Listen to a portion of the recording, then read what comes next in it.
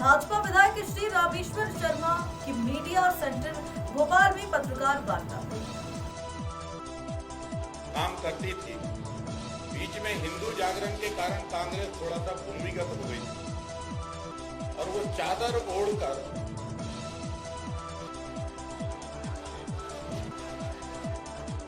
अब फिर से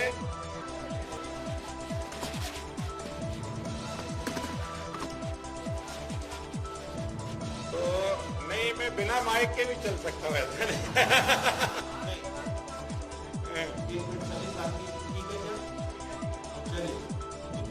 चलिए, पुनः आप सबको हृदय से बधाई और सबको बहुत बहुत धन्यवाद। दीपावली के नजदीक हम जा रहे हैं और दीपावली के जब नजदीक जा रहे हैं तो निश्चित रूप से राजा राम ने रावण का वध करके विजय श्री हासिल कर ली है और अब अयोध्या की तरफ जब राम लौट कर आएंगे तो अयोध्या दियों से सजाई जाएगी। देश दीपावली मनाने के लिए तैयार है, हम रात इसमें सम्मिलित होंगे। जैसे जैसे अयोध्या के राम मंदिर के प्राण प्रतिष्ठा का आयोजन नजदीक जाता जा रहा है, वैसे वैसे कांग्रेस के प्राण निकलते जा रहे हैं और कांग्रेस अब नए नए शब्द गढ़ने की कोशिश कर रही है। कांग्रेस के नेताओं ने पहले भगवाधारी साधु संतों को, टीका लगाने वालों को, मंदिर जाने वालों को आतंकवादी कहा, गुंडा कहा, लड़की छेड़ने वाला कहा और श्रीमान दिग्विजय सिंह ने तो हिंदू धर्म को धर्म नहीं माना, गाय को गाय माता नहीं माना और आतंकवादियों से जीत लेकर संबोधन किया। उसी परंपरा को आगे रखते हुए कांग्रेस के एक और युवा नेता आदरणीय जीतू पटवारी जी ने एक नया शब्द और पैदा कर दिया, नफरती हिंदू। जब देश आतंकवाद के खिलाफ लड़ रहा था, स्वयं कांग्रेस की गवर्नमेंट के सामने आतंकवादी धमाके कर रहे थे, बंबई को हिला देने का कांग्रेस के शासन में आतंकवादियों ने काम किया था। उस समय देश एक सुर में कह रहा था कि आतंकवाद के खिलाफ लड़ाई लड़ो, देश तुम्हारे साथ है। और आतंकवादियों के खिलाफ अगर हमारी पुलिस, हमारी सेना कार्रवाई कर रही थी तो कांग्रेस एक शब्द गढ़ रही थी कि भगवा आतंकवाद। ये शब्द कांग्रेस ने गढ़कर साधु संत और हिंदू समाज का काम करने वाले लोगों को शब्द किया।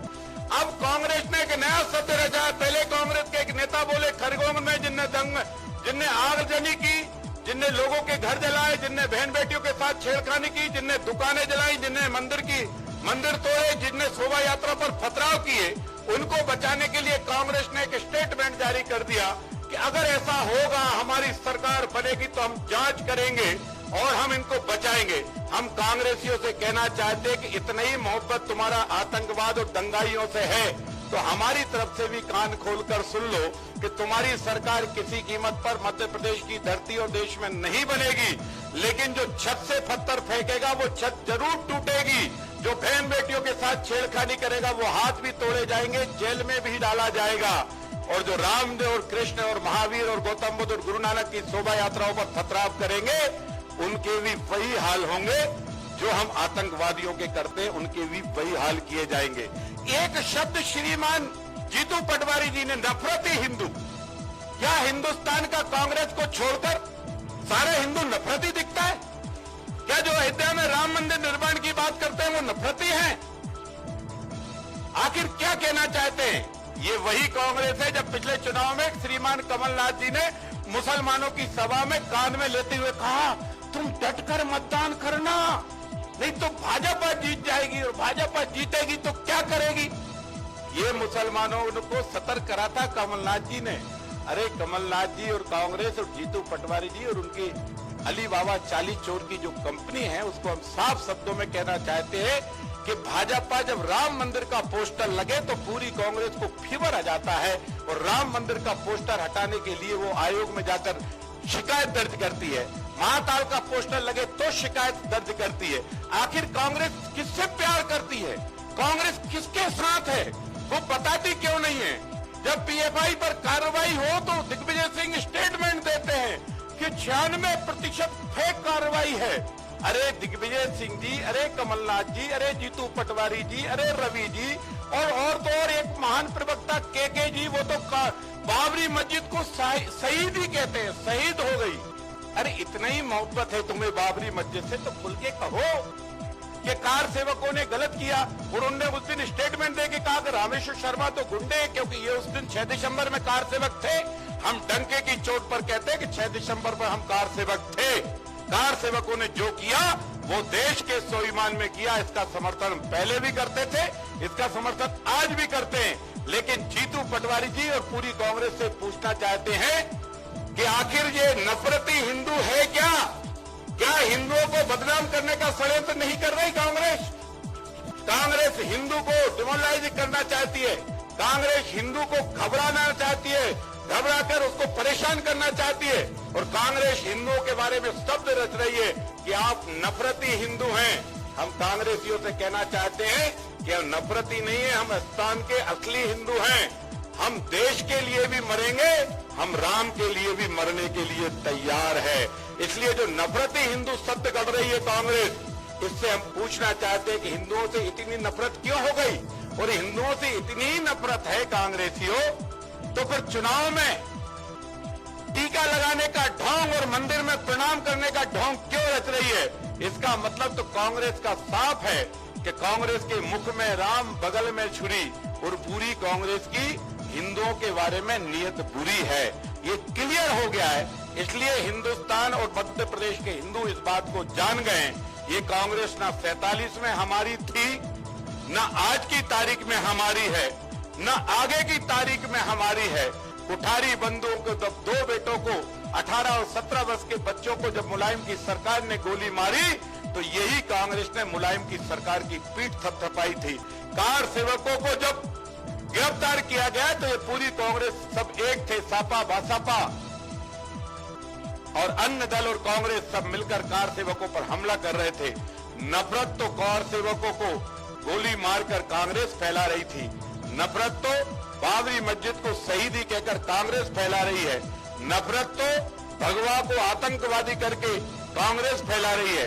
नफरत तो कांग्रेस हिंदू को नफरती हिंदू कहकर फैला रही है। कांग्रेस तू असली चेहरा बताती क्यों नहीं है, बोलती क्यों नहीं है कि तू हिंदुस्तान के हिंदुओं के साथ नहीं, बल्कि या तो तू पाकिस्तानियों के साथ है या आतंकवादियों के साथ है। और तू तो वो भी है कि जब इजराइल पर जो हमला हुआ और हमास नाम के संगठन ने जो हमला किया, उसकी भी तेरी का नेशनल कमेटी ने उनके प्रति जो शब्द व्यक्त किए हैं वो सबको पता है। पूरी कांग्रेस हिंदुओं के खिलाफ नफरत के बीज बो रही है, हिंदुओं को बदनाम करने की साजिश रख रही है। राम के खिलाफ है कांग्रेस, क्योंकि राम को काल्पनिक बोलने वाली यही कांग्रेस है। और राम के खिलाफ 24 वकील सुप्रीम कोर्ट में खड़ा करने वाली यही कांग्रेस है।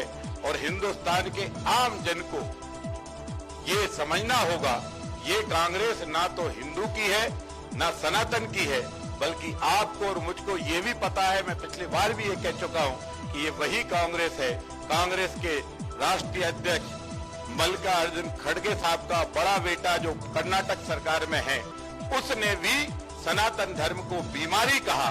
और तमिलनाडु के चीफ मिनिस्टर का बेटा जो वहां की सरकार में मंत्री है, उसने भी डेंगू जैसे बीमारियों से सनातन धर्म को संबोधित किया। आज दिनांक तक पूरी कांग्रेस ने इस पर माफी नहीं मांगी। मैं पूछना चाहता हूं कमलनाथ जी से और पूरी कांग्रेस की मित्र मंडलियों से कि हिंदुओं के खिलाफ तुम्हारे मन में इतनी नफरत क्यों? आखिर क्या कारण है? क्यों हिंदुओं से इतनी नफरत कर रहे हो? क्यों राम से इतना विरोध पाल रहे हो? क्यों सनातनियों को इतना बदनाम कर रहे हो? और क्यों सनातनियों को तुम बीमार, सनातन धर्म को बीमारी कह रहे हो? इसका जवाब दे। ठीक है, प्रश्न आपके।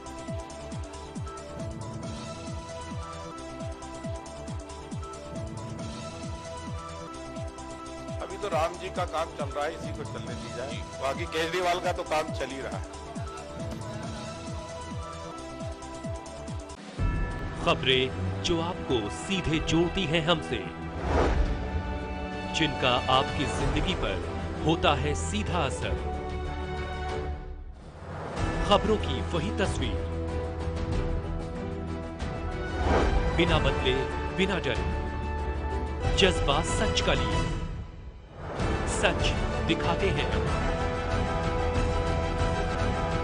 चाणक्य न्यूज इंडिया, हम हैं हिंदुस्तानी।